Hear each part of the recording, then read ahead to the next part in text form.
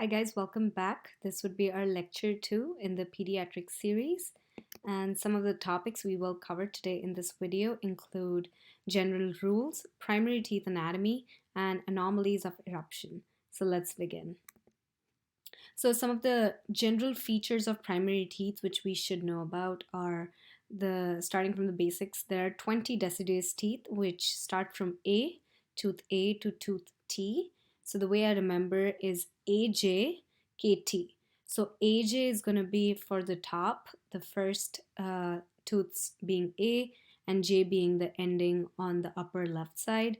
K would be the bottom left side, and then T would be the bottom right side.